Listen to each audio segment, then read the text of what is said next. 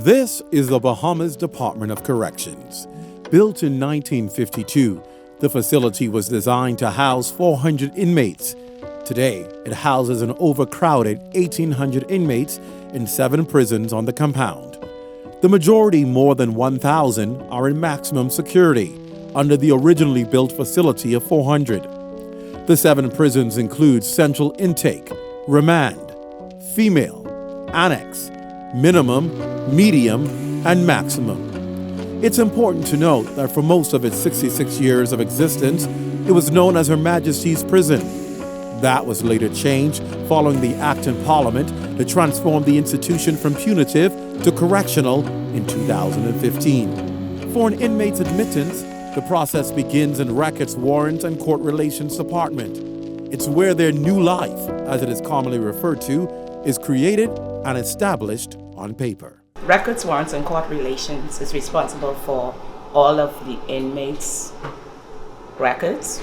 We were also responsible for all the correspondence coming from all of the various courts, including the institutions, which is Attorney General's Office, all magistrate and supreme courts, all foreign embassies. Everything that is pertaining to any inmate comes directly into Records Department. When they first come into Her Majesty's Prison, we have to go and interview that person. They're given a file. That number that we give them stays with them for life. We generate one file for you, and if you return, we usually pull that same particular file and we just write the necessary new information so that we'll be able to keep information in chronological order.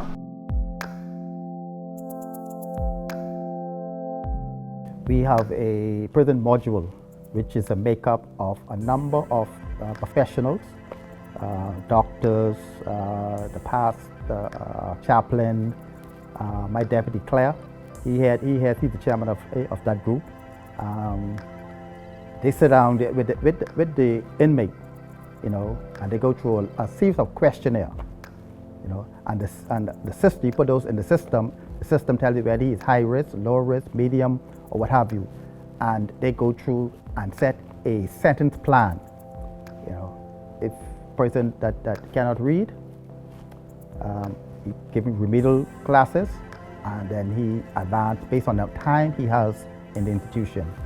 If you have an anger problem, then he's recommended for anger management and some other classes. But all in all, the law states for you to get a third of your sentence off, you must be industrious and you must be a good behavior. I can't automatically give you a third of your sentence. Bahamas Department of Corrections is a farce, it's a fallacy. It is not what they crack it up to be at all. It's what not. do they crack it up to be? They're trying to make it seem as though they're heading in a different direction. So you don't think that that's happening? No, I've witnessed that it's not happening. I'm a part of it's not happening. What have you witnessed that Okay, here it makes is. you say it's not happening? Okay. On admission, there's not a proper classification system. I was here. But the leadership has assured me that the module that they use is classification, and it helps design and determine placement. It's severely flawed. It is severely flawed. Hey, lived it. I came in, 5 other guys with me, just get fresh sentences the same day, and we all ended up in the same place. I, with the most serious charge, attempted murder. The least charge was vagrancy. How is this gentleman in the same cell with me? Hey, I'm doing time for a violent crime. He's doing time for being somewhere he shouldn't. You see where I'm going with this? This is the medium security prison. Inmates are identified by wearing the blue striped uniforms. While many of their crimes can range to some of the most serious offenses, for the most part, these inmates are either preparing to be released or their behavior is considered model. This prison is perhaps the most comfortable and said to be the nicest, although even that comment, you will soon see, is an understatement given the outdated rundown condition of the facility. Medium security has a capacity of 300, but houses in dorm style 243 inmates. Their stories are quite telling. Some have been in prison for a long time for serious offenses.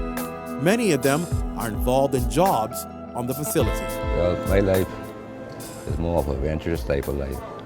I used to live like just for the day, not too concerned about tomorrow. I even know I made 21 years old.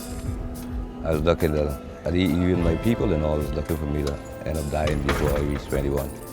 They had me in a whole lot of insurance and things like that because of my waywardness of living. My life before I came here was very enjoyable. It was so good until my companion told me that she is ready to go home. She don't want to live in this condition she's in. What happened, she had a sickness. She was a manic depressive, plus she was a war veteran, and she wanted to die here in the Bahamas. She was a visitor, foreign. She wanted to die here in the Bahamas and asked me if I can take her life off. I agreed, and I did it. To a point, I regret in doing what I did do because of the law, but between me, her, and God, I feel like I did the right thing for her. And a place like this, I don't think is fair for the government to have us as human beings living in this kind of condition. The food is very poor.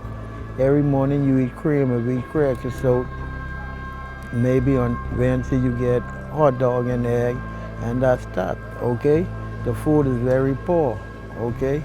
This whole jail need to be recycled and do something better, because if you have fellas them locked down these long years like Mandela, they reform, make themselves to make a positive contribution back to society. The government even ain't looking to give them a chance. All they doing right here, right now, my brother, is breeding a lot of criminals. The first night when you come to jail, you start to rehearse your whole life in your mind and start to get a lot of flashbacks. And this is the point where you need to pull yourself together on that first night, because if you don't, you'll find yourself hallucinating. And I went through a struggle of trying to keep a sound mind within my first night, because I was exposed to an environment that I've never been before. I was placed in a section called Central Intake. So the cell was very small. There was only a door, or what they would call a gate, an iron gate. There were no windows, so every time you spoke, you heard your voice echo through the cell. And there were drawings on the wall. And it felt as if every time I moved, the drawing was looking at me. So you really start to hallucinate a little bit on the first night. Basically, what I did was pray and sing. And that's how I made it through the first night. We would sing Break Every Chain for hours in tears, the whole block. Break every chain, break every chain. And every time I would stop, the guys would say, keep singing, don't stop. So my first night was very difficult. As it moved on, I came in contact with an individual called Chaplain Angelo Rowe, who is a member of the chaplaincy department. And it was this gentleman that assisted me and helped me. Had I not been in contact with him, I cannot tell you what state of mind I would be in right now. In medium security, many of the inmates work on the compound, with a significant amount of them assigned to the kitchen. The prison kitchen prepares and provides 3 meals a day to inmates. Workers are thoroughly checked and collected at the crack of dawn between 5 and 6 a.m. to begin the preparation. On the menu this day, hot dog, bread, and boiled egg. For those on a special diet, tuna. Workers also get their supplies for the day out of the central supplies. Believe it or not, most of the products here are recognized name brands.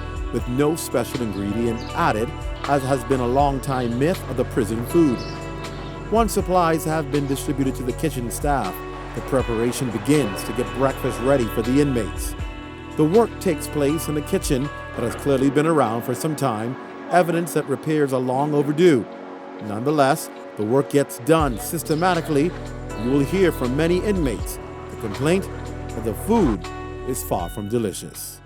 Eat for breakfast, we have like 26 trays of bread. That's catered to the whole jail. Maximum will have like 15 trays. That'll cater to about 1,000 plus. Remand center will have 6 trays of bread. That'll cater to 310. Medium will have 4 trays. That'll cater to 254. First offenders, minimum security, they have 1 tray of bread. They have like 61 inmates in minimum. These pots are on the stove, they're for tea, the inmates for this morning. Mostly these pots, they're 80-gallon pots, and we cater them for tea or cream of wheat. The menu is egg, hot dog, bread, and tea. That's for all the inmates in the jail. We heat the pan on the stove before we go for the inmates, so that the water to be hot in time, because we have to carry a pot of tea to maximum security for court before each inmate goes. So they get tea and bread before they go to court, something hot before they go. We normally have like 20-something inmates every morning that help us prep and do other stuff. So it's never is enough, but that's how jail runs right now. What we do is we try and limit a lot of salt, because we have a lot of inmates right now on special diet, like insulin and stuff like that. So we try to limit the salt so everybody can try and maintain eating. What happens is we have a specific menu that we cater to every day. So whatever we cater to, some people don't eat salt yet, so we just have to stick to what the government provide for us. The first I come in jail, I didn't eat. Every time I go to the table, I was like, I want only a little bit, only a little bit. I don't like the food. No.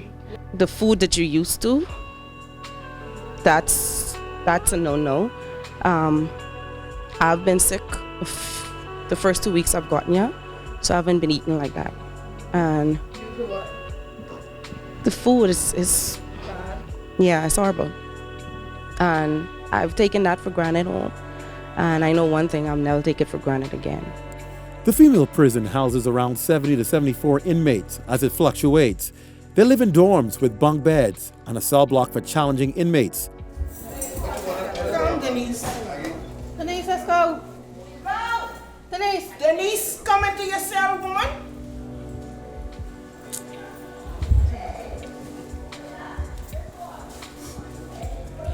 American, what are you in here for? You asked the chief. I don't know. You don't like know? Nobody else don't know why they in here. How long why have you... I can't call my family for 60 days? Why I can't have a visit and then I can't write? I don't have no contact with my family. Why don't you just wait till the embassy comes and these the last words I'm gonna say? Where are you from? I plead the fifth and I want to call my lawyer. Where are you from? What part of America? I want to call my lawyer. So you don't have anything to say? Stop playing the psychological games and give me a call to my lawyer. They try to lie on me and say I am suicidal, which is not true. That's why I was framed. That's why you're in the cell? Yes, that's why I'm in the cell and I am innocent. And then when I came here too, I also was being like mistreated by some people, not all. You have some very good people here. Not all are bad, Like about, say you have 30% who are very good here, but out of 70%, no. I have 2 witnesses, Ashley, an American, because American says she will talk to the American embassy. Her name is Pauline, about what happened here and what she saw here, the inhumane treatment of some colleagues, because all my clothes were stripped, my hand was handcuffed, and my feet were shackled. So you're not suicidal? No, ma'am. I never was on no medication. Of course, I'm not suicidal. I just I'm a working mother. How many children? I have 3 kids. I'm a working independent mother, and they could look at the quality of my children. They have their own eating area where meals are served.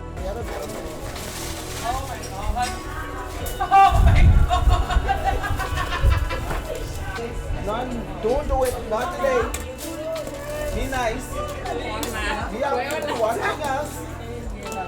Faith-based hall for learning, religion, and a medical area. Each inmate's medication is labeled, the time they're supposed to take it, the course and how long they're supposed to take it, and the name of the medication and the expiration date. We are the 4 prison nurses that were trained in this area of nursing. Is it overwhelming for you? It's very overwhelming. You can imagine the number of medications we have to serve morning, noon, and afternoon. The women here are serving sentences ranging from drug convictions to murder. While many are ashamed to appear on camera, others shared their stories that altered their lives. This inmate ended up in an abusive relationship. She was a hotel employee who met her Prince Charming on the job, only to discover that he was reportedly abusive. She was too ashamed, she says, to speak out, and because of her reluctance to get help, it caused her freedom. She spoke with our April Sands. Breaking point was when I was crying in the bathroom and my daughter was right there. And she was like, "Oh, Mommy, don't cry no more. He ain't gonna beat you no more." And that was just like my breaking point when I was like, okay, I can't go through this no more, because most of the time, like when he hit me, she was right there. And I was like, I don't want my daughter to be going through this same thing and her thinking that it's okay for a man to hit us. This inmate was in a relationship with her boyfriend for 1 year before realizing that he was obsessive. Pregnant at the time and wanting to end the relationship, she expressed to her boyfriend that she wanted an abortion. Take the screwdriver and put it by my neck and say, I'll jerk you, you know. So then I get my cell phone and I say, you want me to call the police for you? I was like, come off me, pushing him off me. So he picked me up while I have my baby in my hand. He body slammed me on the car. So at this time, all the landlord, her son, her sister, and some of the neighbors outside watching or what's not, so I was like, call the police. So they just stand around saying, oh, leave her alone. If she want to go, let her go. She said she was fully unaware of what she had done. When he was pulling me and I reached in the car and my hand catch something, I just swung back. I didn't even have no idea what it was. Up to this day, I didn't even know what it was because they said they took pictures of it. So as he was grabbing you, pulling you from the door, you had grabbed something in your hand? Yeah, and I just swing back. I swing back, and when I swing back, he let me go, and that's when I run. This inmate is planning for her release date. She wants to start her own business. Right now, my business plan, how I do it out, how I say what I want, the vision. How I can set up my business idea. See it right here. My business idea. See, shoe candy, that's what it's gonna be called. Earrings, the bracelets, and the stuff. Yes. But like most places in the story of survival, it's an environment that's hard. The conditions are poor, and even the nurses and officers agree it's inhumane and challenging at best. What's hard for you guys? Because I don't smoke, but on a daily basis I have to be around smoke. They smoke cigarette.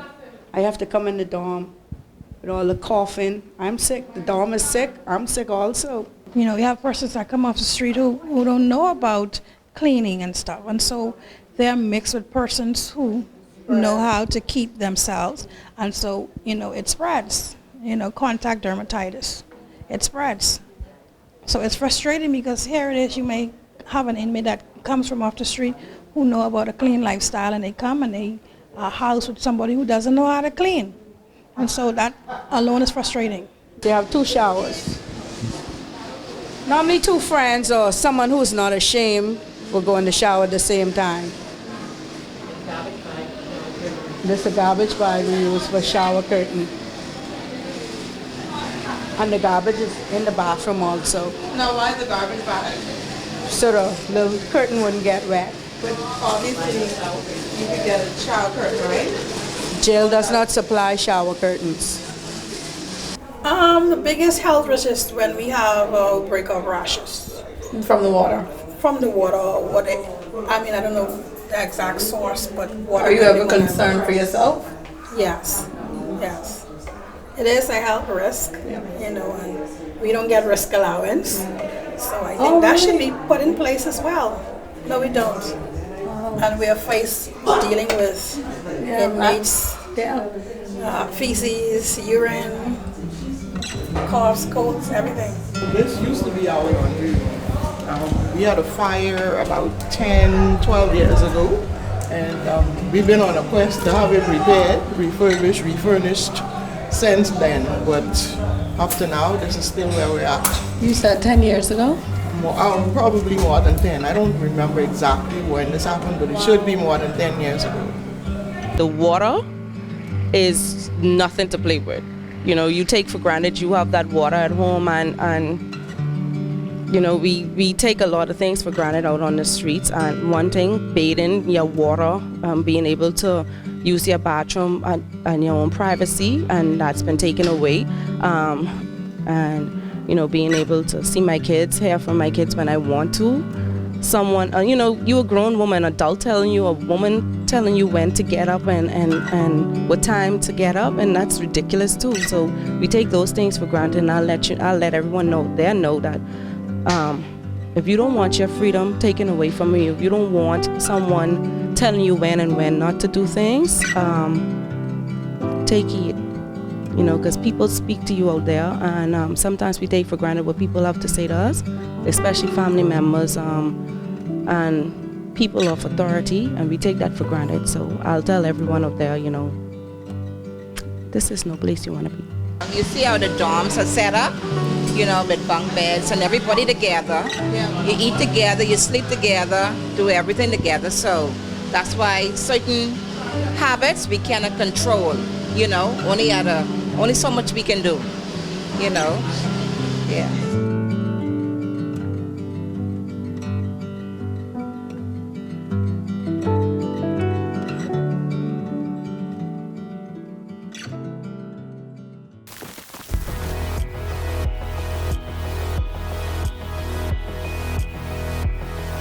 Prisons are usually have a more punitive orientation, so you just concerned about making sure that the inmates are locked down in a secure environment. Fine. The same applies in corrections. However, we are more concerned with rehabilitation. So we're making sure that the inmates attend educational programs, vocational training, cognitive behavioral therapy programming to address their needs.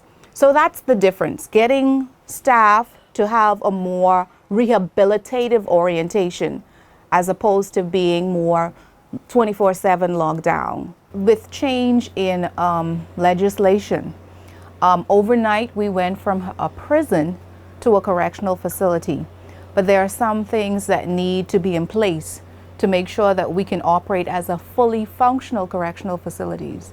We ought to be able to offer programs and services to address the needs of the inmates. We have to address the needs of the causes of crime, you know, the issues that made them susceptible to criminality in the first place. So we must offer more programs and services to address those needs. For instance, substance abuse.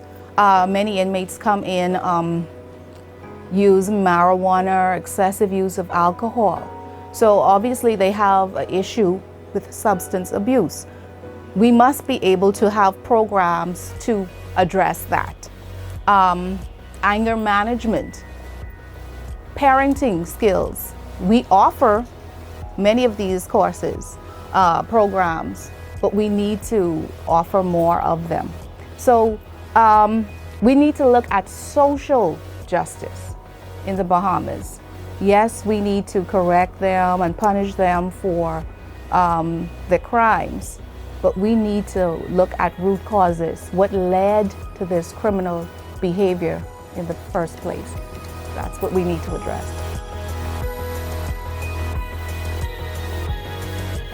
Firstly, for recruits, for the most part, they undergo a 16 weeks. It's usually 16 weeks training in security techniques. They're exposed to our mission, vision, core values. They're exposed to legislative framework, the Prison Act, well now the Correctional Services Act. We're talking about penal code, the Constitution, how government works, terms and conditions of employment, the management of offenders. They're trained in emergency situation, firearms training, first aid. That's a new officer coming in. So they'll be in the Correctional Training Institute and they'll go through that training. Once they have graduated, we have an 80 hours program where they come back in for refresher courses. More seasoned officers will be exposed to training locally and internationally. We have a growing problem with security threat groups or gangs. So staff will receive training in those areas. Anything that we're not able to provide here, we source other areas where we can send the staff to receive the training. So many of our officers will be going overseas for training because we are new to this thing called corrections. And so what we're trying to do is learn from those who are considered model correctional facilities. So in Canada, in the US, who've been at it for a while, to prepare our staff to address the situations we have going on here. So we also make use of courses offered at the Public Service Training Center. So it's ongoing. For a new officer, we have a program scheduled for, structured for them. And for existing officers, we have ongoing training. Okay, presently we have vocational as well as academic programs. In the vocational area, we have cosmetology, basic electronics, we have ceramics, we have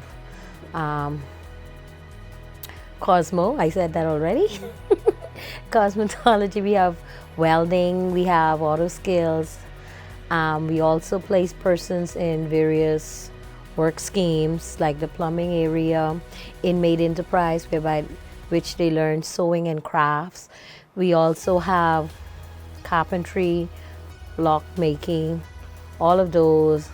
We send persons to those areas, but when they actually sit in the classroom, we deal with the less heavier industrial area. Usually we qualify persons based on their length of stay because we are preparing them to actually go in the outside world, and so we look at their sentencing anywhere between 1 to 5 years. We look at it from that perspective. It gives them a sense of self-worth. They feel as if they're a part of something, and for some of them, when they leave here, you'll find that they call back if they didn't get their certificate because they want these certificates, and they present them to go to work, and persons employ them based on what they would have gotten in here, especially our welding program. We're assessing inmates based on our professional opinion, and what we propose to have done in the near future is to have a assessment, scientific assessment tool to utilize to assess all of the inmates so we could be able to correctly identify what caused them to reoffend and place them in the relevant programming. And in doing so, we have identified programming in Canada, because I'm not sure if you're aware that the prison has signed an MOU with Canada to assist us with training officers in corrections. So it's proposed that we send a group of officers off to do the ICPM program, which is Correctional Evidence-Based Programming, to train them to deliver the programming to the inmates, whereby we could reach a wider number of inmates and expose them to the CPT programs.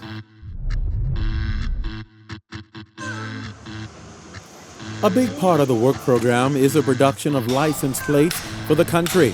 And if you didn't know, these plates emanate from the prison. Well, all of the work comes from out of the office. I come in the morning. I give the inmates, order. With on the order, it says what station is going to, the day, who's going to emboss it, who's going to scan it, who's going to box it. I give them the order, they go ahead, they go to the machine, they pull up that order, and they begin that order. us as inmates, we endorse this project by our boss, Mr. Claire, because you have other inmates like myself. We basically, when we enter society, we basically we like for a hand up, not a hand over, basically because we can enhance ourselves. There's also the tailor shop where offers in an inmate's clothing are made.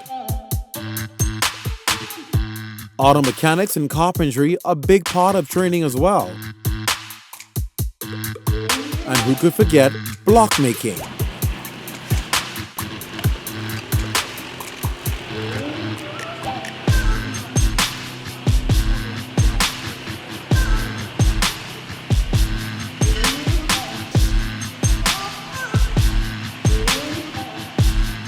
And for many of these inmates, they come to prison already with a skill. Take, for example, Prince Hepburn. He was the subject of a high-profile case during the murder of his estranged girlfriend. However, for Prince, his skill as a contractor still comes in handy. He's busy helping to improve services and building new buildings at the prison. It's something I never expected, and me as a person, I was always God-centered, and spent all my life in church, really, and God-centered, but, got sidetracked, got in a relationship, and so happened that, the incident happened, and up until then, no one could ever think, even who see us every day would ever think, something like that would never come to mind because I'm not that type. God knows my heart. I really not that type, but it happened. And, you have regrets because, someone you love and someone will ask, well, how could you claim you love a person? But in this life, I tell you, things happen because if anyone who know Prince Hepburn and the real Prince Hepburn from child would never be able to tell you that, I would be in a place like this because I've always exemplified, good personality, fun to be around, fun-loving, kind, very sociable. It's not something that I'm putting on. The record is out there. You get anyone you ask, anyone on the street about Prince Hepburn, anyone in the church about Prince Hepburn. The Prince Hepburn on that incident would never be me. So after 6 years, obviously you loved her. Yeah, God, heaven knows it, and I've exemplified everything in the world, everything, even by telling her every day. I don't count the times a day, and, God knows it, I really don't, sometimes I think about it, it still makes me cry because God knows in my heart, God knows in my heart, I still love her to this day. But I was disappointed, and instead of me taking a trip, I just, You were disappointed in what exactly? How did it go from, I love this woman and she means the world to me, to homicide? Because when I met her, I really asked her these questions. Like, I'd like you to be true with me. Tell me what's going on, if you see anyone, because me in my profession, I've had opportunity, this me in this form, but when I was out there, I had opportunity because I was a businessman, working, doing jobs, making money all the time. I had opportunities to do a lot of stuff too, but because I chose, I'm a man of my word. If I say something, I mean it. All my life, I've been like this. And that's why ain't nothing what people could do to get me to change, because I'm always a person of principles. And if I ask you, things before we really get together, and you telling me one thing and, and I find out another. It really threw me in a, it really, I didn't know where to turn, God knows that I really didn't know where to turn, and. So that day you were just kind of at the end of... Yeah, I was, that's the worst day of my life. I tell you, 57 years and people who know, like I say, I ain't saying this wasn't about me because it's not about me anymore because what already happened in my life, but God is a restorer, and what happened in my life, I wouldn't wish on my worst enemy. One day, you could turn from the nicest person and the best person in the world to something, but people would never think, no, not my family or even my worst enemies, whatever, imagine me in a place like this because I never lived my life for this. I pass this way every day, going to work, carrying my man them to work, working all about, never know I'd be in a place like this, but I'm here and, So what was it? Was it rage? Was it hurt? Was it disappointment?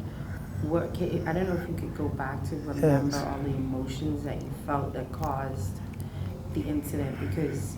Total disappointment, anger, didn't know where to turn. At that time, my daughter was off at school. I don't know why I just didn't jump on the plane and just take a trip where she was off to college and, and I just hung around and it got worse. God knows it. Can you remember the day? Yeah, it was the April the 6th. April the 6th, 2011. If she was here, I was her, what would you say? If you had an opportunity to speak to her again? Oh, she would even, I would say to her, honey, this, something? I never even crossed my eye at this girl. Her kids can tell you that. I never even lift my voice. I'm not that type of person, I don't know. I guess if I was angry and a fussy person, I don't know, I guess something I might get, thinking, but that ain't me. Heaven knows I love her. I've exemplified it in every way up until this incident, but it happened and I regret every moment of it, but life goes on, I really regret it because it set me back. It set my whole family back, her kids back, everybody back, But all I can do is pray. I pray for them every night, pray for family, pray for my family, because we wasn't used to what life has turned to now because I was always a go-getter, someone who always had jobs because of my honesty, not boasting of myself, but the world could tell you. I had people, who really had my back and wanted me to do things and jobs and things I was supposed to be doing right now, but because this incident and threw me in prison, and, it really hurts, but God knows the future. I don't know if He's merciful to me and come out, but if I was to see her now, honey, I love you. God knows that every day I tell this woman I love her. Every day we eat lunch together every day. I can't believe it. I really can't believe it, Miss Brown. It's I don't even know what to say because it's not me. One of the good things of the Bahamas Department of Corrections is health care. A team of doctors and nurses are on staff around the clock to take care of inmates. When you arrive to the facility, a full medical is administered to give the professionals an idea of what each patient is.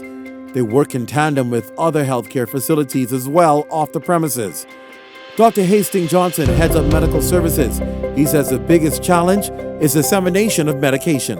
In the male population, we would normally have about anywhere from 300 to 500 persons on medication. So our minimum quota should be at least about, let's say about 25 orderlies if we're gonna really be able to reach them. And so hopefully one day we will reach that goal. Basically, the orderlies are responsible for giving medication to female. Then you have maximum security. Then you have the remand center where we are right now. You have minimum down at the gate, and you have medium. So basically, in a lot of cases, you have 2 orderlies trying to accomplish and dispense medication between the hours of, say, maybe 6 and 2.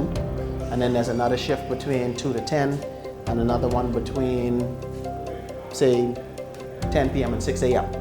Most of the medication is actually distributed in the morning. The truth is, you really only have a very, very small frame. So take, for instance, 6 o'clock in the morning, breakfast hasn't been served yet. In a lot of cases, patients are required to eat along with their medication.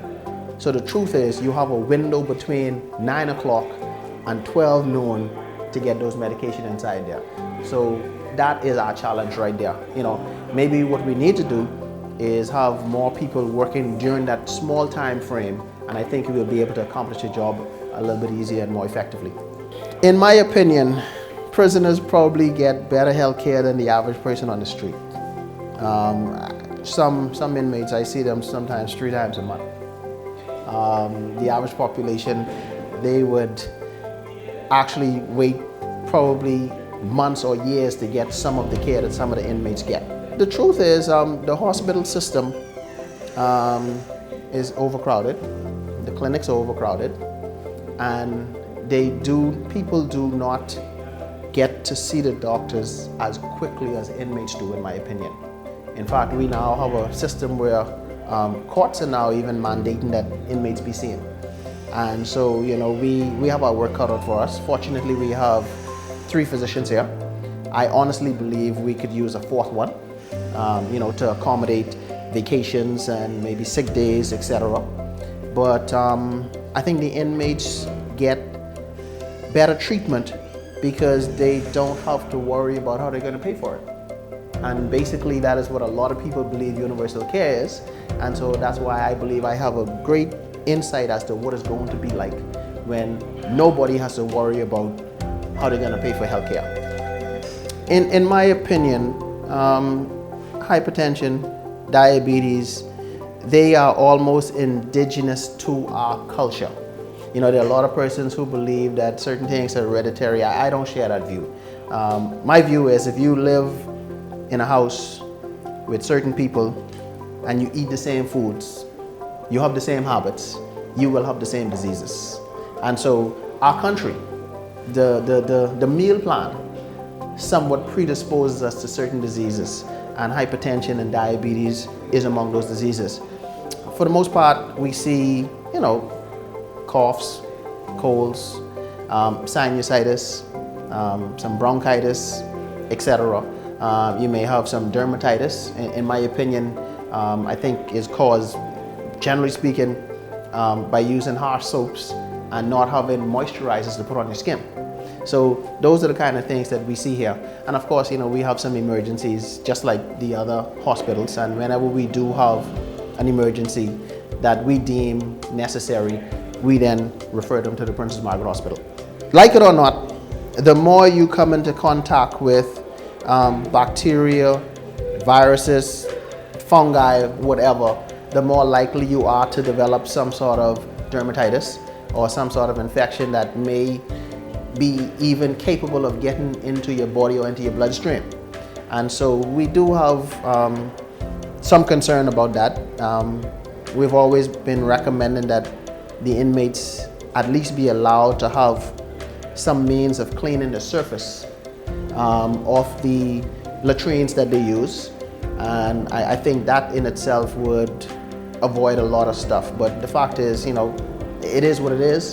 And yes, it does contribute to ill health to some degree. The truth is, from what I know, I think the prevalence of HIV in our country, in our population, is probably like about 2%. From research that I have seen, the prevalence in prison or among inmates is probably about 8%. The truth of the matter is, I guess this is a population of persons who may have similar lifestyles, and they are kind of congregated in this environment because of their lifestyles. And so it's not surprising to find that the incidence of HIV among inmates being higher. Because take for instance, if somebody is prone to alcoholism or drug abuse, then their inhibition would be lowered and they would be more likely to engage in unprotected sex, etc. So it's not surprising to find the incidence of, and not incidence, but at least the prevalence of HIV being a little higher in this population than it is in the regular community. The mental health of the inmates, in my opinion, is probably of great concern as well. In fact, right now as we speak, on Thursdays at about 1 or so, the psychiatrist, Dr. John Dillett, consultant psychiatrist from over by Sandlands, he and his team comes across and they see inmates inside the maximum security for a couple of hours, and they do that every week on a Thursday. So that helps a whole lot with it. But the fact is, like it or not, the mental health is a big issue here, because the truth is, the people that reside here are very similar to the population that resides at Sandilands. And so the fact of the matter is, mental health probably should be prioritized even more, in my opinion. I think it deserves a full-time psychiatrist in-house if we're going to really see some change in inmates or any form of real rehabilitation. And so, you know, if you're going to punish somebody to the point where you are going to remove them from the face of the earth, then do that. But if you're going to keep them here, I think everybody deserves to have proper, clean environment and a place to sleep where they're comfortable without having to worry about somebody taking advantage of them or having to worry about whether or not they're going to get a good, nutritious meal. For security reasons, I don't travel the halls much. But if I were to take the stories that I hear from other inmates, I would like to see some improvement. I'd like for an inmate to be able to have clean walls and a nice sleeping pad. Your question is, would I describe it as nasty? I'd rather not answer that question, ma'am.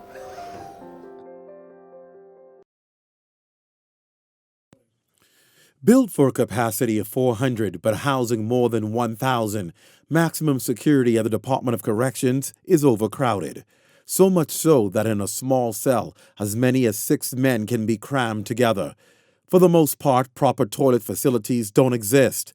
Inmates use buckets. In fact, they do everything in their cell: eat, sleep, brush their teeth, and pass their waste, all in buckets that are thrown out only twice a day.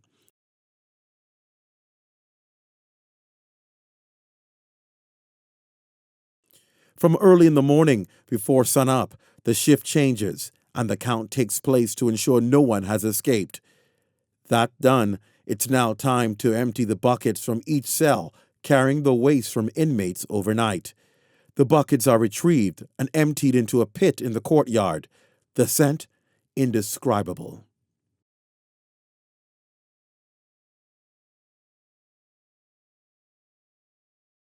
For those afforded showering privileges, the shower room and toilets are far cry from standard. The open showers with just a pipe with a hole at the end leaves inmates frustrated. We have about 12 people in the shower right now. Sometimes more. The toilets, broken down and filthy.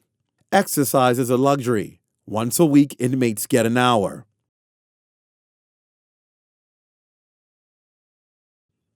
For those going to court or being admitted in maximum in the morning, the reception department is an unpleasant shock. This is the reception department where searching is done, and we all have to get from this cell right here. We have about 50 inmates at a time sometimes, and when they come inside this department, they're all loose. And so we let them out of the cell one at a time. We have officers lined off right alongside here. We use the reflective mirrors right here so inmates can squat over so they can be searched properly. Now this area, a lot of action goes down inside this department from time to time. What kind of action? Like, we have inmates that try to settle their scores with one another from different rivalry gangs inside this area because they know they have to be searched in this area. So they know when they come inside this department, they say, okay, I can get to my co-accused who's testifying against me, or I can get to somebody else who I dislike. So when they come inside there, they say, okay, we have about seven officers to 30 inmates. Because on any given day, we have about, let's say, 35 to 60 inmates going downtown. I'm not even talking about the remand section. That's only the inmates going downtown for court. And when they come inside here, we have to deal with getting their clothing ready in the morning. That's the sentence inmates, because they're not allowed to keep their clothing in the cells with them. Now the remanded inmates have their own clothing in their cells, so they bring their clothing out. We can't identify those individuals because we don't know who's sentenced and who's remanded due to the fact that they swap clothes in the cells. Now, we know some of them because we try to familiarize ourselves with them. But because there's so many of them and so few of us, we can't always keep a mental note. But in terms of baggage, this area also deals with holding inmates' clothing and their other properties, money, jewelry, shoes, underwear, Where do you any store them? excess. We have a little storage right up here. Right up here? Yes, we have a little storage. That's up where here. you store them. And then we have another storage area. I'm going to be honest with you. That storage area isn't. I don't even want my clothes to be there. If my clothes go inside there, it isn't coming out the way that I left it because those are roach infested areas. Exactly. So it's inhumane. Right. In my opinion, it's inhumane for me to have my clothes in there. I want my clothes to be stored in a nice place. Exactly. Because that isn't how I live. Does it get physical in here? In all honesty, it does. I'm not going to sugarcoat anything and say that it doesn't. When you come and you approach me and you're asking me to squat over a mirror, I feel as if, hey, you're being violated. Right, you're violating me as an individual. Why you want me to do that? So I'm going to get aggressive with you as an officer because I'm looking at you like, I don't want to do this. Even though you're on the other side of the fence, I don't want to squat in front of another. And they're all right there in the cell while that's going on. Right there inside the cell, so you can see what's going on the other end. So the mirrors are to look up under their pants. Right. Not their pants. Right. They what? Under the backside. Not at their pants. They be nude. Right, completely nude. So they're naked here. Yes. And everybody in the cell is right there waiting. Yes. And they're naked in front of everybody. Right. Yes. So when they come out and they're searched, we then put them outside one at a time and handcuff them. And then they put their clothes on. Yes, they put on their clothes before they go outside. Before they go outside. What happens as well, because these came into play because of the fact that inmates usually insert the contraband into the rectum and tape it onto their legs and stuff like that. So that's why you make them squat and cough. You understand? This is before they leave to go to court. Right. Before and after when they come When they come back as well. Yes, sir. So they literally have to come and stand over this, over this mirror like this, naked, and then they squat like this. Yes. And the officer has to look to see whether anything's up there. Right. That's dehumanizing. Yeah, but then that's the way that most contraband come into the prison. So that's a part of our job as well. And but what about a room that has privacy so that these men aren't degraded in front of other inmates? That's a good question. We don't have any of But because of the place being overcrowded, you don't have a room available. Right. Wow. We used to, one time ago, we used to admit inmates in here, but we have a new area called intake, but we connected as one, all right? But mostly right now we deal with court. Court is our biggest thing right now, right? So we actually deal with all the inmates who go into court. They have to come through here, then we process them. We actually search them, handcuff them, and we have all the documents what needed for downtown. We have to go to the records department because we also work with records department, right? And we work hand in hand. So we get all the documents from records whilst tactical being here searching and processing and make sure they're secure so there wouldn't be no escape or nothing, right? And then we put them out there and we call a parade. We call a parade with all the documents, and then we make sure that each person who going downtown the court have a documentation, all right? So that when they go out, so when they come back in, we'll have something to take them back on, all right? So that's dealing with court part. But we also deal with deportation. We also deal with discharge, fine paid, and we also deal with family island courts. All right. So anybody who go into any part of the islands for court, wherever it's the court, we prepare all the documentation for the inmate going to court, and police will come up early in the morning and take all the documents, and we send them out to court with the documents. All right. Maximum is no joke. While there are 4 makeshift dorms with 30 people in them, this in itself is a luxury. I got to experience firsthand the feeling of being placed in one of these dorms.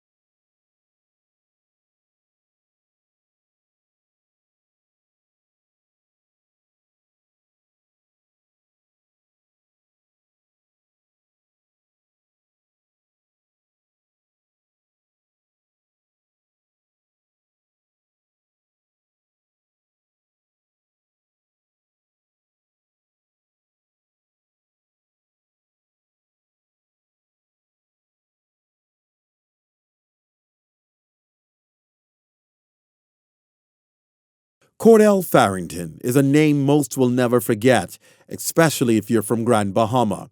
He was the man convicted of murdering the 5 missing boys in 2003. Mackinson Colas, Junior Remy, D'Angelo McKenzie, Desmond Roll, and Jake Grant. It's a story that rocked the nation, leaving people puzzled as to who was behind these heinous crimes. He turned himself in. He has never spoken to the media, but on this day he agreed for the first time to tell his story. He was sentenced to death in 2006, but that was commuted to life in 2008, and in 2010 he was resentenced to life. You're pretty much here for the rest of your life. Is that correct? That's not for me to answer. Are you looking to get out? Sure. What will that be based on, you getting out? It would probably be based on time factor and progress within the prison, because the prison here offers the opportunity for you to make some headway to show that you want to rehabilitate yourself and move forward. So that's what I'm working on. I'm enrolled in classes. I'm active in doing artwork around the prison, for the prison, and I've been doing it from inception. And so some of these things are some of the things that will initiate, I guess, some kind of interest for leaders to say, okay, this guy deserves a chance. And what do you feel caused you to go down that pathway of committing those offenses? In exploring it, because I wanted to know also. Remember, my guess was just as good as anybody's guess. My confusion was like anybody And I was in the same dilemma, interestingly, as everybody else was.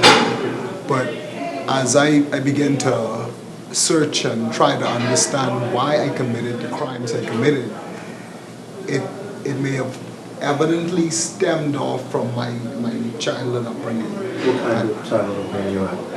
It was abusive, it was sexually abusive, emotionally and physically. I was unstable in my geographical movements because I was moving from here to there and everywhere.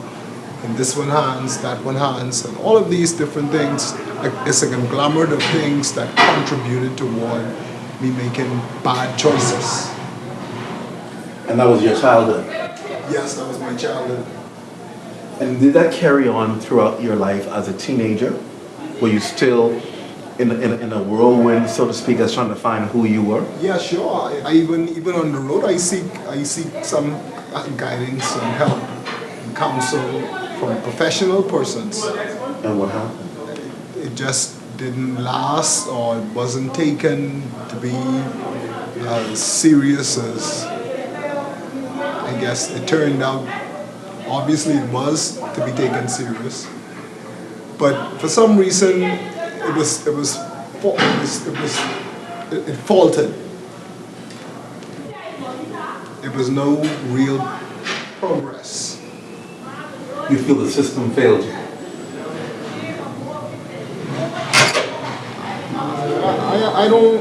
I'm not one to be a blame, like blaming other persons or even the system, because I made bad choices initially and ultimately.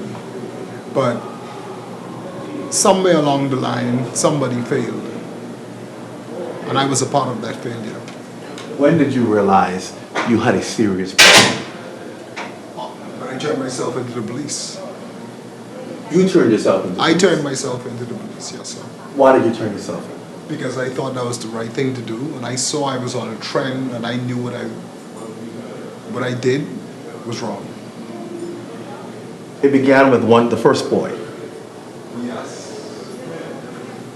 What caused you to take him? Probably like it's a conglomerate of things, because we always exploring these same things, and one of the things that I've come to understand and learn is that the root cause must have been out of anger, my own personal. Why were you angry?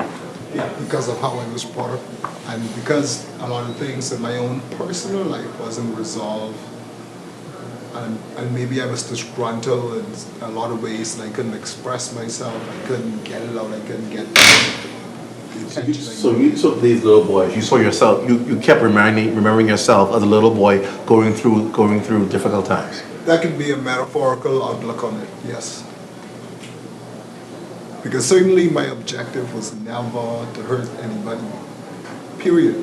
So when I look at my victims now, and I was able to assess it properly, evidently any reasonable thinking person could say, you know something, maybe this guy might have been seeing himself. Right. You understand? After your first victim, what caused you to go after another boy? Probably maybe appetite and the fact that I got away with it. Those are factors. You repeated that 5 times. And every time, what was your motivation to do the next one? The same motivation to do the first one. It wasn't, the motivations never changed. What caused you to stop after the 5th boy? It wasn't so much the 5th. The idea was that it came to a point in my own cognitive thinking where I decided that, you know something, Cordell, this is not you, this is not right. Turn yourself in. So, you recognize the city and the country was in an uproar trying to figure out what was going on. While people were trying to figure out what was happening, what were you doing? While this made headlines everywhere, these boys were going missing, no one could find them. What were you doing when this became headlines everywhere? What was going through your mind? You have to remember that I was also a part of society, and I was in this. I saw all of this, I have two sisters who are on the police force, so I knew what the police had on the person who they was looking for, and I knew they wasn't near having any clue as to who it was or where to look. I knew that they was looking in the wrong places. I was right there. I was working. I was functioning, what you would say normally. I was working a full-time job, taking care of myself, my family. I have a daughter also out there who I was taking care of. So I was in society just among everybody else while all of this was And you saw the grief of these families. Did it affect you? Of course it did. Yes, of course it did. You knew all along where the remains of these boys were. Yes. And you just watched and see whether they would get close. Yeah, it's like at the time, we were reverting back to the past now. At the time, I guess the criminal mind is that, okay, you don't want to be caught. Correct. And I would fit into that category. I didn't want to be caught. So certainly I would want to know, or anything of information or value would interest me to know where the authorities are in apprehending this individual. So I would try and revert that. When you would take the boys each time, did you lure them? Were they afraid? Did you kidnap them? Did they know you? No, none of them were known to me, and I didn't know any of them. So how were you able to get them along? Just like I'm speaking to you, you just meet a person and say, hey, what's going on? And we start talking about Coke soda, then it leads on to ice cream. And it's just a normal setting. There's nothing suspicious about it. This guy seemed to be okay on the side of me. You don't seem to be a person who want to hurt me or who's out to get me. So it's just a normal social setting. These So are all normal social you were with them settings. for a period of time before you killed them? Sure. So they trusted you? Yeah, well, sure, I guess so. At the point when they recognized that they were in danger, what were their reaction to you?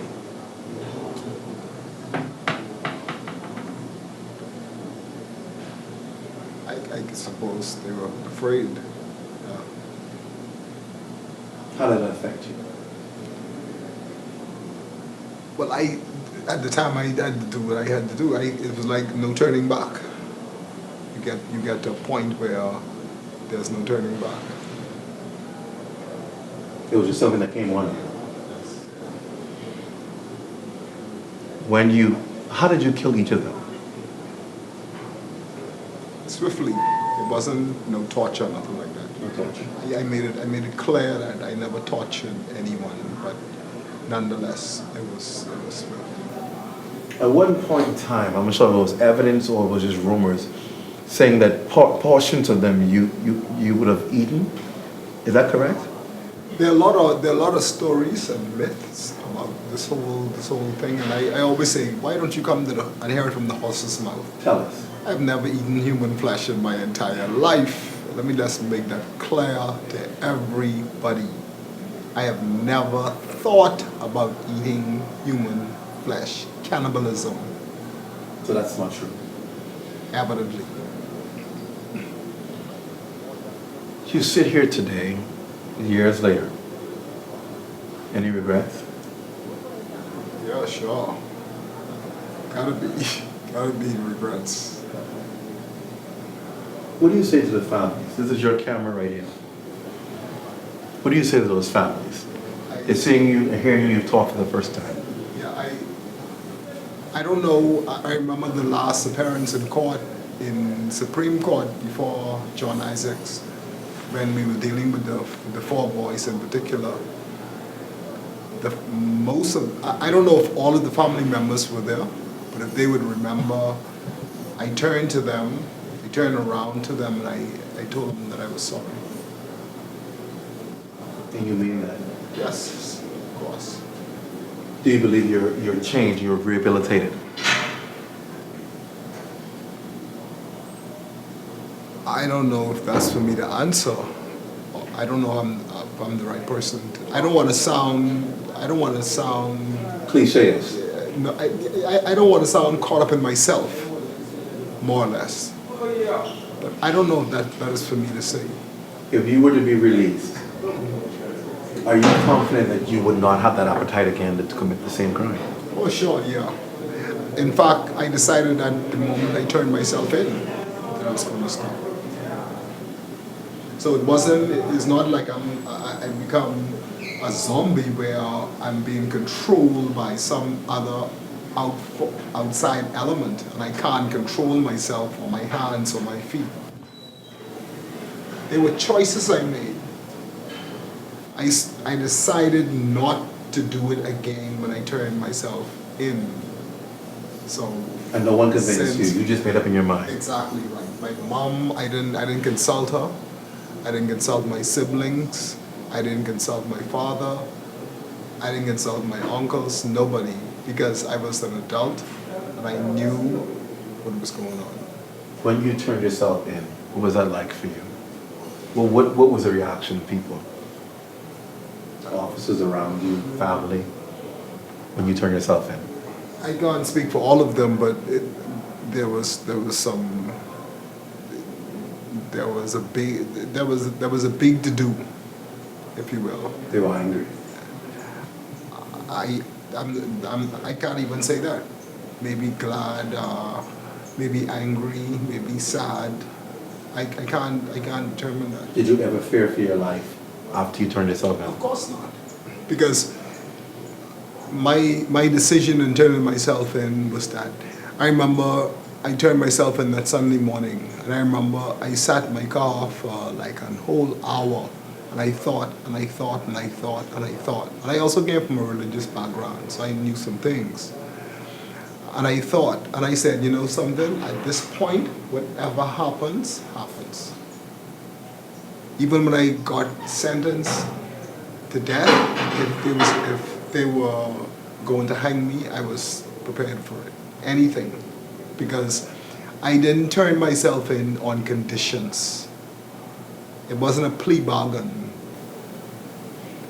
My attitude was, whatever they do, it's well then, I'll accept. What do you say to the people of Grand Bahama?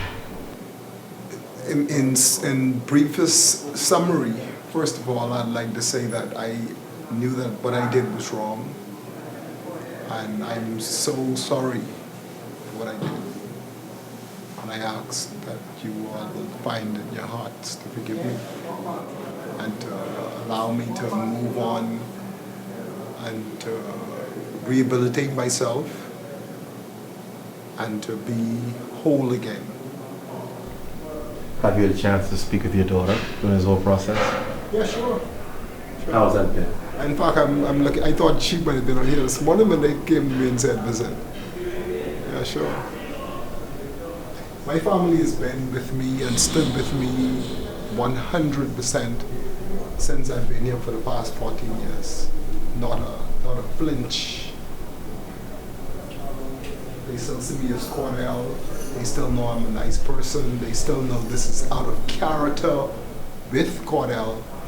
And they understand that they wasn't dealing with somebody, unlike the public, who was unaware. My family knew that they wasn't dealing with somebody where they could say, okay, this is in character sync with this individual. We could accept this. Do you hope to be free again? Sure. And you're prepared to face the world again? I was always ready to face the world. There's never been a weight on my shoulder because I've always been like forthcoming with my case. I've never held back. And what the police knew and learned and knows about me, I told them. I was never questioned before by police. I never run a red light on the streets. So I wasn't the likely person that they would look at as a suspect, first of all. So I've always been forthcoming with my case, whether in this interview or any other interviews or any other speeches. And I've had a lot of opportunities around the prison to speak to schools from various areas of the Bahamas, private schools and government schools, and I've always been forthcoming with my charges and my case. That's why I praise you, I lift you up, and I magnify your name.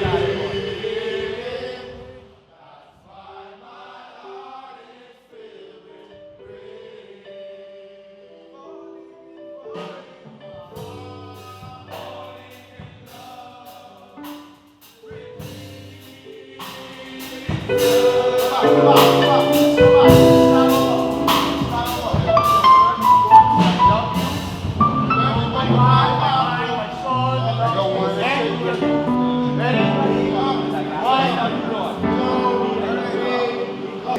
I believe in tough love, and I've always indicated that if you treat people with respect and love, they in the end will respond. I made a 360 turnaround in my life. So when I came here, when I returned, I had that to lean on as chaplain, from officer to the chaplain.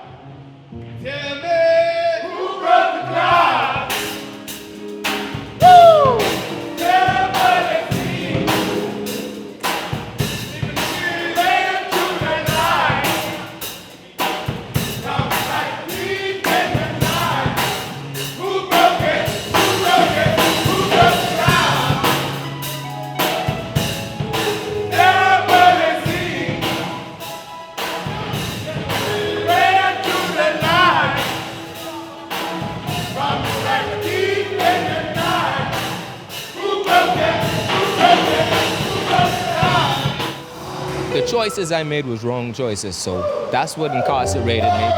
So I can't blame nobody but myself. You understand? I accept my responsibilities. So this will cost me, and it cost me 18 years, armed robbery, 3 counts.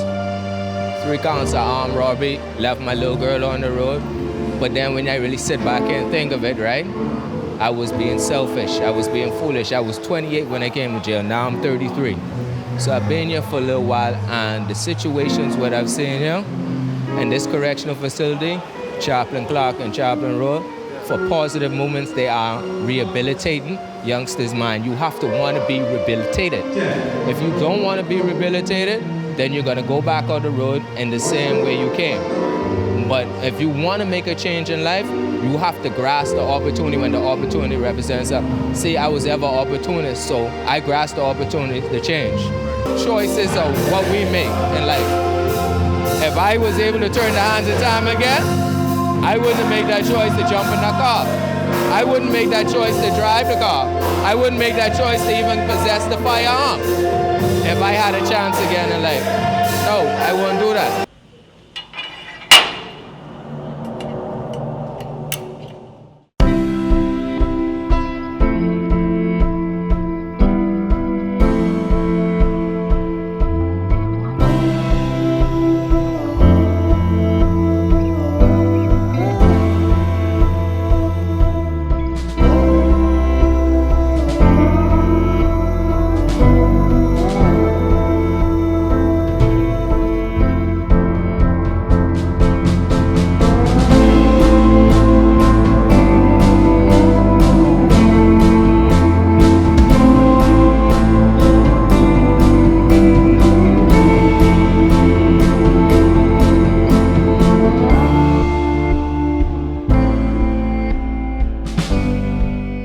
But there are those who choose even behind bars to create disruption.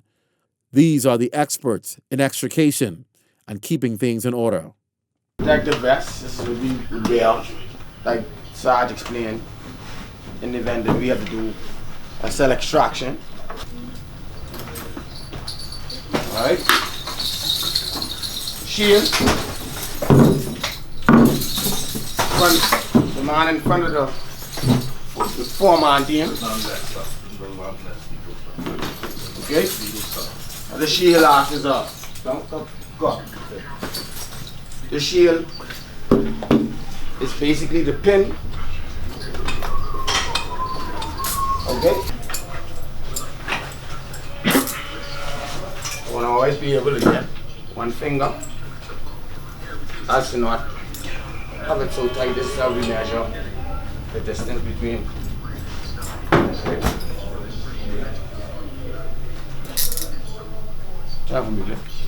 Right. This is one of the ways that we would secure an inmate.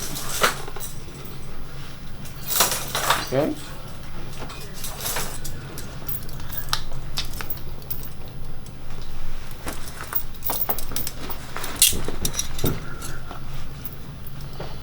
We are trained with riot control and other things in case of emergencies and riots. Now this year, we don't let everyone know our secrets, but just for the day, we just let 1 or 2 things out of our... Sounds good to me. This year, I know you all watch a lot of TV, but this year's some CS gas with some rubber boards. So if we have any problem, you pull the pin, show it in.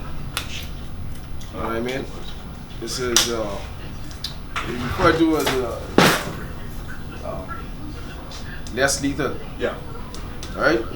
Now What it does? It cause people black out? Yeah, disorients them. And okay. This is another type of gas we use as well. Alright? This is powder gas. Pepper spray. We have some other weapons that are less lethal. We have 40 meter launcher, rubber bullets. And of course we have some lethal stuff, but like I said, you can't bring everything out, right? Because everything up to be a surprise. Sounds good to me. But we've been all across the world training in case if something was to happen, keep everyone safe.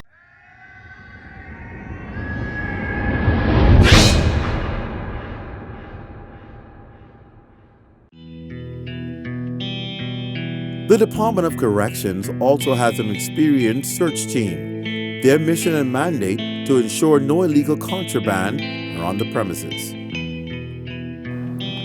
My name is Principal Correction Officer Delvin Taylor. I have been a member of the Bahamas Department of Corrections now for going on 29 years. Presently, I am in the office in charge of the Security Detection Unit. My team, we have 8 members total. One of our members out on maternity leave.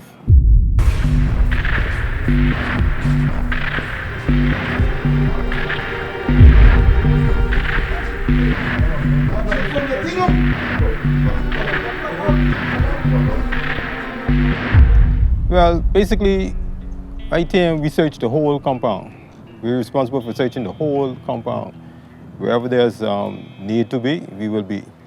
If persons call in and say that some persons are calling them and threatening them on cell phones and whatnot, because the large amount of cell phones have been found so far, we tend to go directly to them and search. Put your back on the wall, you take your back off the wall, you will be straight. That's the third one, you don't get no more one after that.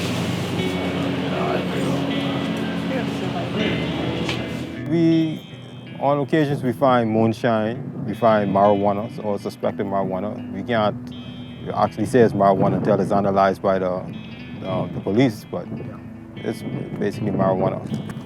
On a daily basis, we report for duty like 7:45, and we have a briefing. If information comes to us that we need to go and search a certain area, we in turn will go and search. But we start off basically in the office. Like I said, we have our briefing and we go from there. If there's nothing pressing, then we just continue with our reports, generating our reports for the commissioner and the deputy commissioners. What are you guys doing now? Just bagging everything, tagging it, so when we get back to the office, just write our reports and everything will be in order. I was present when Sergeant Dion Bowles was killed. At least I was coming to work that morning. And, it was rough, but I was there. Once you go to the fellas and you don't show them no disrespect, I mean, they are humans, so you have to treat them with respect. And we go to them, show them respect, and we tell them that, we come to conduct a search, we be professional, and we don't try to disrupt their day, so to speak.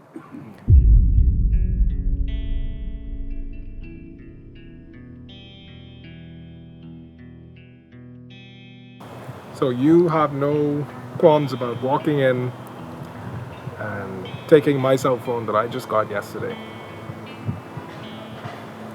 I would not have no qualms. I mean, you might, but if the phone is there and we found out that it's there, we're coming for it. You find the phone.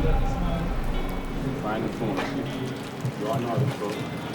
No one on us today. Get the phone. Well, we found makeshift shanks. They would make them out of the toothbrush or any piece of metal, even wood, or the bones from the turkey or large chickens. And on occasion, while I was stationed at the gate, I found some bullets, and we found some other bullets inside maximum security at one point in time. Being a part of the team, I think it's a great experience, being surrounded by the men. You feel secure because they're the guys that, hold security. They make sure that females are always safe. I don't bring that fear because I know who I'm surrounded by, and I know the level and the extent that they would go to protect their fellow female officers.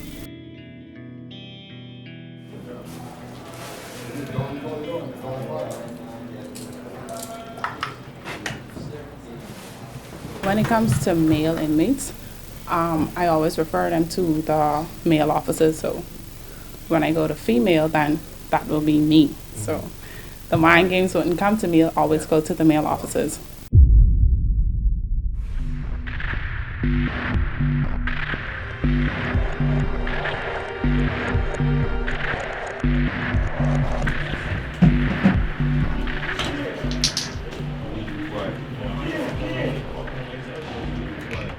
Before we go in, usually our block of prayer to the good Lord and pray that we have a safe journey whilst we going in and that we all come out safe. We have a lot of persons who come on the compound to do work, and in some instances, they would just miss their tools, and they would not say that the tool is missing or whatever. Not given the fact that we have inmates who work inside the industries also, some of them would take also remove tools from their work area.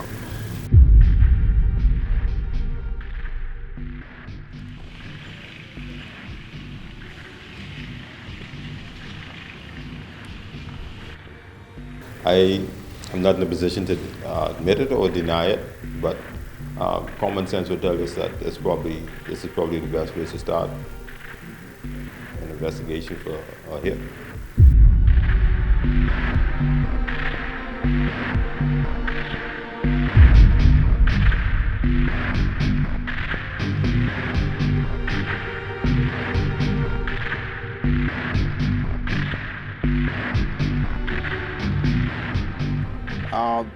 They would ask you, who sent you? Why are you here? And meantime, while they're trying to hide their phones or the marijuana or whatever, but they're going to ask you questions. You just, like I said, you just be professional with them. And to be honest, the fear is basically for my officers and my family, because when you look at it, you're dealing with fellas who come to jail for a reason, and most of them are serious crimes.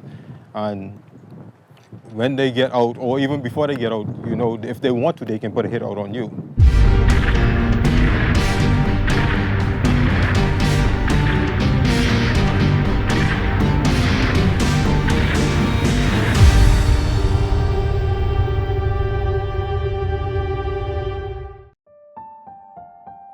So gang culture itself, it's a big issue here, and it starts from the streets, it grows in here, and then it spills back on the streets. Gang culture is a huge problem here at the Bahamas Department of Corrections. To tell the young youths, don't come to this place. Try to stop crime, stop doing bad things, and give your life to the Lord and try to look for a better life. Because this place is no place to be. This ain't for nobody. This is not a good place. It's hard. I wasn't thinking about the wrong things and the bad stuff I was doing. All I was just thinking about getting this money and that's it. But now, when I go home, change and stay far from them stuff. Jail is not a joke. It's very hard. It's nothing to play with. Guys just come here and lose their mind in the back here. We need strong to survive in here. I watched innocent niggas come to this jail and bosses label them as gang members. I'm sorry for the criminal activity I was in. I'm planning to change my life when they come out. You know? In jail ain't no place for no one to be. I tell this to all the younger to get your education and obey your parents and don't come to prison. Very easy. Then certain things what they send us to jail for, it ain't make no sense. They could leave us on the road, let us give us probation or something, because our life going down the drain. All they doing is creating monsters. It's the system what turning people into beasts and the monsters. You have plenty inmates who really trying to educate themselves and really trying to deal with positive vibes. You get plenty who ain't no gang. You see what they saying? But even if you be in the cell around certain man, them you get class and label as gang member. And now when I first come here, everyone could have just gone any blocks. In them days, you know what I mean? It was gang, but it wasn't as dangerous as it is now. It was gang fighting with a little knife or rock or ball. Now, people killing you for real. They ain't playing with you. That's how the time is now. So you don't know, one day you could come with you and at any time you could get, guys could jump you. Everything starts from the gang situation. If I on certain block, right, and I go to certain blocks, different not only me, I talk with fellas, so they'll be like, well, you get them from here, this and that, this and that, this and that. I wouldn't say it because I know it too, you know, this and that, you know, that's how this be. You can't go anywhere in jail. Some people got to be in security blocks. That's wrong. You don't have 5 or 6 man in a cell. The cell was only made for 1 or 2 man. That's why plenty inmates in fights, jump up one another, all kind of stress and hot in the summer. They killing up one another in these cells. Some people got to be in security blocks and things because of who they with and the gangs they affiliate with. So you got to go with where gang is, mad ass, 1 order, fire theft. You got to go with ASB because you're all in gang. Then you get people who neutral. You see me? I'm 27 years of age, and I in here now for my first crime, and I tell vowing now this could be the last time. I get a young family out there that I left on the road, and who depending on me, waiting for me to come out, and they love me, and I still in here doing foolishness. If you come to jail and you don't want no gang, they bet you on a block, but you better ride it. So officer know if you're neutral or not. All right, you don't know gang, you go this way. All right, you affiliate with this gang, you go here. But when you reach in jail, it'll be like, what gang you in? I in so-and-so gang. That's what it's ask people, not me now. That's what it's ask people. So they'll point them out, all right, you go upstairs or you go this way because you're in a gang. Segregation and separation is the only way to try to solve that problem. But that in itself presents its challenges because when you separate, you put everybody in one place, but you strengthen in one particular gang. But that's the way we're gonna have to deal with it at times.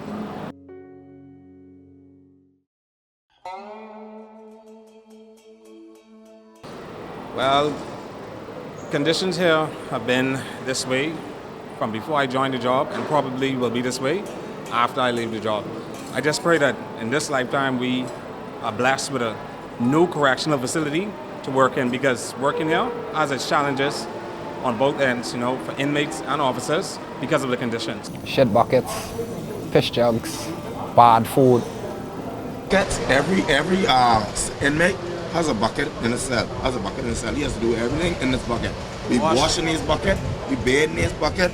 Just this morning, I was just about to brush. I was brushing, you catch me right off guard. I was brushing my teeth. If I have to wash today, I can't bathe. No. So I have to wait until I get water the next day to bathe. So you only get 1 bucket of water. One bucket of water. This is it. To do everything and And this is the amount of water in the bucket. I have to wash, I have to wipe off in this, I have to rinse off in this water, everything. And then I have to turn around and brush my teeth over this bucket and so forth. Rinse my bowl. There is not a garbage container in the front of the cell. So where would I put the garbage? Here's the card box. We have to sleep on card box on this ground every morning. This we have to lay on. You see what I'm saying? There's torture. There's torture. 6 man living in a cell. Right now. Shipping. We're feasting inside a bucket. Right now. They locked down like 23 and a half hours a day in here. We getting food every 8 to 9 hours a day. Breakfast coming 12 o'clock sometimes. We exercising like 5 minutes a day in the yard. There's 3 of us in the cell, 3 guys in the cell. We all his friends, so we stick together with each other. The conditions are deplorable in the back here, man. Sleep on the floor, use slug buckets, piss jugs, smell shit all day. It's bad, it's really deplorable. The guy's skin breaking out, how dirty in the back is. It's really bad. It's not livable, I barely make it every day, struggle to make it, it's very hard. Inmates complain about them, how they are housed.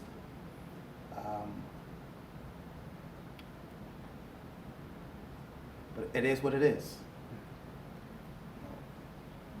Of all the facilities we have inside here, really, it's only overcrowding we have is really maximum security. Yeah, but overcrowding is isolated to maximum security. All of the ills and negative comes out of the institution, all point the finger at maximum security. All the other institutions, are not overcrowded. They outfitted with the basic beds, toilets, whatever, maximum security. When it was built, but none of those, and it's difficult. I know when you have your walkabout, you see where we have started and tried to convince the government, the former government, to put toilets and beds inside them. For those not fortunate to live in the dorm, they share a cell that's similar to a hole in the wall, a dark, gloomy, old-fashioned concrete cell with rusted mildew iron doors. Lighting is poor. You sleep on the floor in pieces of cardboards.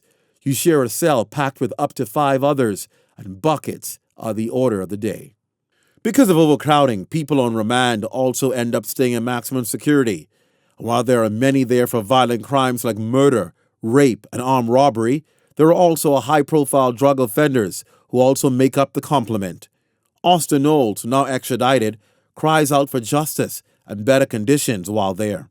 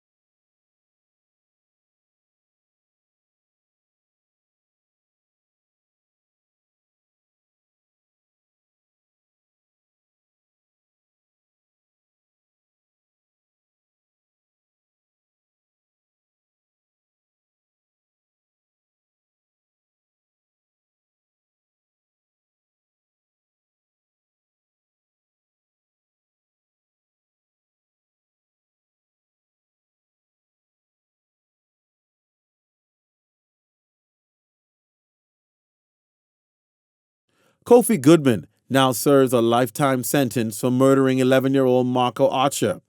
He reportedly kidnapped him. He, to this day, denies the crime. You were charged with murder of Marco Archer. That's up. That was a very high-profile case. That's up. In the media. When you think about that, what comes to mind when you think about that case? To be honest with you, right? They said innocent man, you kill you hold the human, throw the human on the next side of the property, then that right up. If you look at it, the first charge, the officer saying this property is our property. This property where the body get found, it's not our own. You understand me? The crime present say kidnapping and sexual assault. I only charge for murder. So they mislead the public right there. You see these things? All the money that gotta play a mentor, a fair can make us lies. I ain't able to wait for my chair and my grandchild. You see these things? All the anger, they all feel comfortable, to be honest with you, on a straight up run. Dying, feel what they do to my life, man. So you maintain that you're innocent? I maintain it, and God knows I'm innocent. How do you feel knowing that you're in this place and you, in your mind, have not done this crime? Be honestly, right? I mean, I renew my mind to be a better person while it's here. Don't let the negative take the best apart, my positive within me. That's how I feel. So, I mean, through the grace of God, only God has taken me and give me a positive mind, and I will more like a ability to stay stable. They say, man, what? I know, I'm innocent, long as I know. And others who with me, there's more who with me than against me. I sure that. Alright, so all this make me feel, give me more comfortable ability to have a stable ability in mind. Kofi, if you didn't kill Marco Archer, who did? Gotta ask the police should know. Because why they covering up? The prosecution should know. Why they covering up? You understand me? What's this? They say a sheet, what went missing? Ain't none, and a sheet would say similar to my sheet, what is on my bed. They never produced none of these sheets. None of these. Why? That's the questions they are, find answers to. How were you brought to stand trial for this? Why you? Gotta ask the police, sir.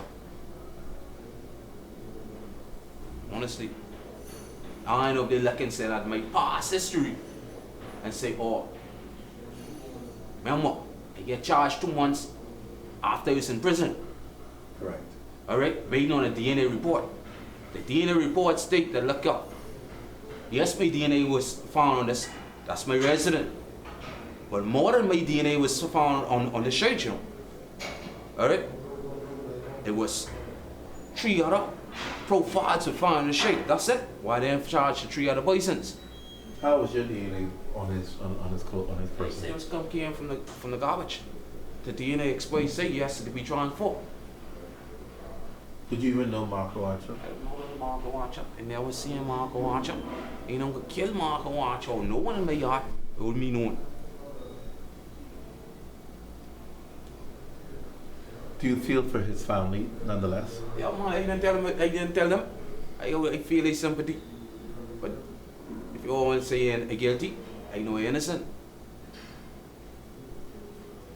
This has caused Marco's law, so many other laws of sexual offenses against children, against missing children. What do you want people to know about Kofi Goodman? Be honest with you, to let the people know, right? They ain't kill no Marco Archer. They gotta find Marco Archer killer. You were in prison before this case came up. What were you serving a prison sentence for? Attempted murder, sir. Attempted murder. That's up. You came out, you were out for how long? 10 months. 10 months? 10. After having been here for how long? 13 years and 8 months. So you spent 13 years and 8 months for attempted murder. That's up. You were out for 10 months. That's up. And then this. That's up. How did that make you feel? Again, be honest with you, as a natural human being, any human being with a natural ability to think, it'll give you a question, man, like, Man, hey man, it's undescribable. You see this, yeah? That's true, I get my child, I get my children. Now my child get a grandchild, get a child. I don't want to be there with my children and my family. Say so, man, that make me feel in the way man, I kept. Man, it ain't fair that. Honestly. Do you believe you were set up? Pardon me? Do you believe you were set up? Yeah, man, automatic. Has this made you bitter now in prison? Do you believe you're bitter? Hey, it's making me a better man. Honestly. I can't hold a grudge against what certain people think is the truth. Can reveal one way or the next. Mark me with. Do you have any regrets about what life has presented you? To the extent. And another extent, I thank God for letting me see on numerous different insight. But it is not. That's what they really mean in that terminology. And they said it. If there's one thing you can have said to the public about having to be in this place, what do you want them to know? The public are the wrong percept with this place. Alright? Outside may be paying beautiful, but inside it's a whole nightmare. Amen. If they serious enough for it, always remember this. The smartest person can be in prison, but the condition where he had can make him a beast within that. Alright? It's the system we're making people the beast, you know. Always remember this time. I mean, man is not the beast, you know, or monster, you know. It's time. If you treating us inhumane, what you want out of that? What you want to run through people, man? Huh? All the saying are there in jail, you know. Some who come out worse than they come in. Alright? The system is the beast.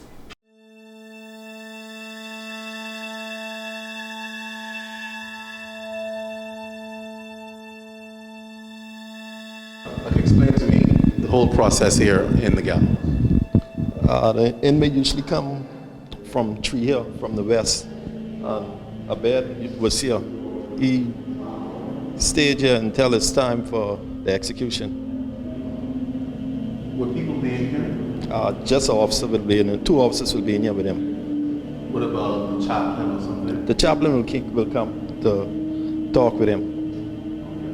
And then from this area, what happened? From this area, after they move him from here, they'll bring him here to the gallows.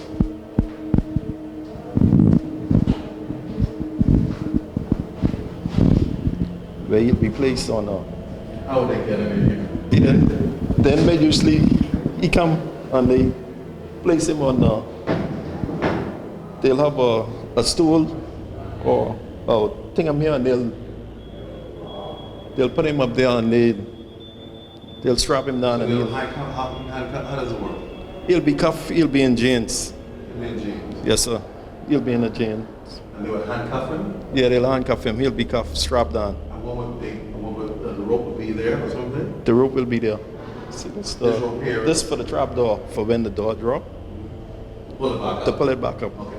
So you would put a rope around his neck? Yes, sir. And they would attach it to that? They'll attach it to the chain. Right, and then this door would open? This How will would it draw. open? This will be able to leave.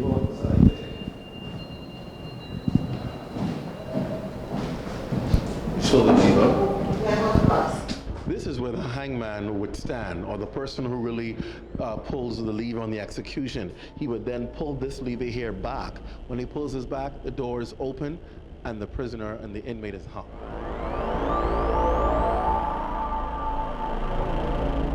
So the person who will do the hanging will be right here. And somebody gives him the command? Yes. And so these ropes here are actually what helps to pull the doors back up once they've been open and the person has been hung. This really is the end of the road for any inmate here on death row. As you know, though, no one is on death row here at the correctional facility. And so all of the persons here are either awaiting a decision on what their sentence has been reduced to, or they've been given life in prison.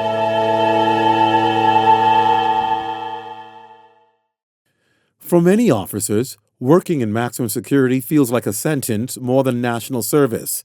You see, they must endure the same conditions many times as inmates. For officers, there's also a risk. Back in 2006, during a prison break by 4 inmates, Officer Corporal Bowles was murdered. One of the escaped inmates was captured. Barry McCoy. Anything you want, you're gonna get. I don't when back then when I first came here. Cigarettes. Yeah, anything, marijuana. Drugs, anything. Woman, anything you want. You get women in prison as well? Yeah, anything. Once you had the money, you could get these things. So how would that happen? If you wanted a woman, what would you do? All they do is pay certain individuals and they can see that you get the woman. So they would take you to a particular room, office, something like that, and have the woman there. Yes, sir. You'd have sex. Yes, sir. And you leave. Yes, sir. And officers would arrange that. Yes, sir. Those who was in authority back then. How many times have you tried to escape from prison? 4 or 5 times. And obviously, were you ever successful in getting out? Yes, sir. But you got caught. Yes, sir. You would actually sit down and plan your escape? Or it was just something that just happened? Yes, every time I escape, I plan those escapes.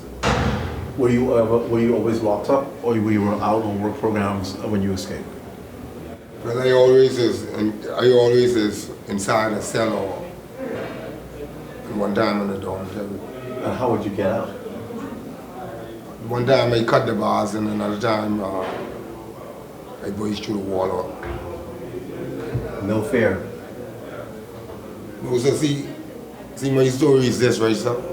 I came in jail in 1986, right, for armed robbery and firearm. And then I escaped in 1991, right? And I ended up getting charged.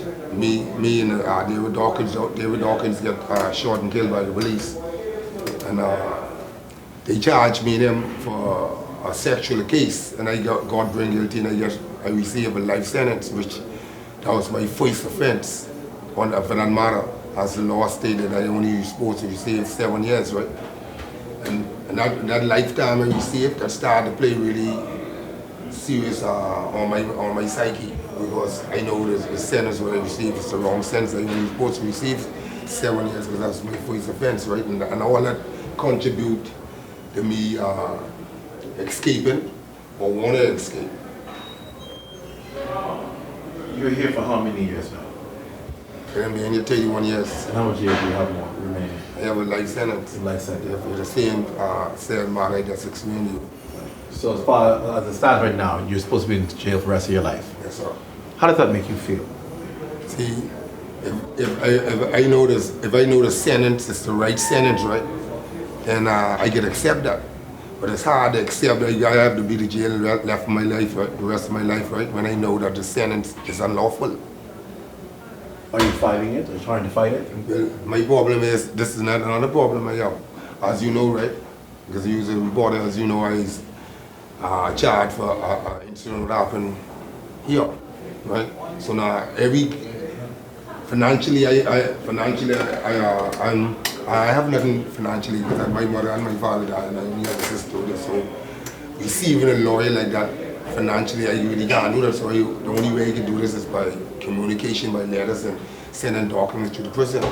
But every document I send, they don't reach the destiny. They just destroy them. Those that lead the institution want change and want better. The step to move from punitive to correctional was indeed a step in the right direction. But we know in order to make the kind of leap that brings real change requires real money. We have about 90 persons attached to this unit, but they divided into 4 different divisions. Roughly 23 persons on each division, and we have 4 divisions. Is that nearly enough to man this amount of inmates? Nowhere near enough. Nowhere near enough. One of the challenges is that we are manual. We operate everything manually. If we were automated, it would have been much more easier. But the fact that everything that we do has to be done by hand, and it poses a challenge. You would have seen during your tour in the different groups, and you got the count and the ratio of officers per block per inmate, and you can determine from what you saw that there's no way it's near enough. How do you do it? And every day you keep your incidences down and you manage to keep a safe prison. How do you do it? Well, it becomes almost natural. After you do something for so long, you get the art of it and you manage to keep it outside of that, the grace of God. But we keep security is our watchword. Everything that we do, every move that we make, it is focused on security. Simply because if you slip, it can be you and the organization. Right. Officers have to be, well, both sides are vigilant, very attentive, and pay attention to detail. On a day-to-day basis, these officers can become very familiar because they're seeing the same people every day and they're hearing their cries and interaction. How do they keep that separation to ensure that they don't let their guards down? Well, you'll find that most times a number of inmates and officers, they grew up in the same block, on the block in the street. That sometimes poses a challenge for officers to separate their professional duties from their casual relationship. But they are always, well, they are taught that a clear demarcation between the officer and the inmate. The individual that you knew on the block as my boy, he's no longer my boy. He's an inmate, and you have a job to perform, and there should be no mixing, clear demarcation. Do you find this institution supposed to be transferring to a rehabilitative one, a correctional facility that has opportunities for offering second chances? But clearly, when you see those environments that they live in, how can you rehabilitate in that environment? It is difficult. It is challenging. The prison was built in 1952. The population at that time was less than a quarter of what we have today. The population in prison, in the maximum security, in prison in general, has exploded. And we haven't expanded the housing unit to accommodate the explosion of the incidences of crime on the street. And so we find ourselves challenged with space.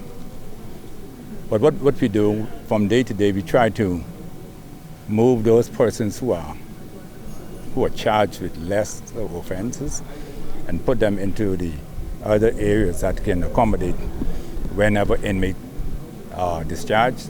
We try to put those move them out of here into those areas.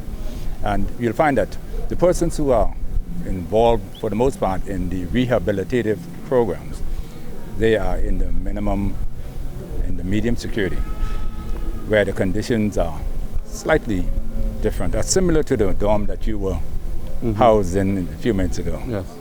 So it's more accommodating in those dorms for rehabilitative programs. But in here, it's unlikely that you'll be effective in here. For governments, it's not popular to pump millions of dollars into an institute where the people can't vote for you. But many are hoping that thinking will change and a new day will truly be on the horizon for the Bahamas Department of Corrections.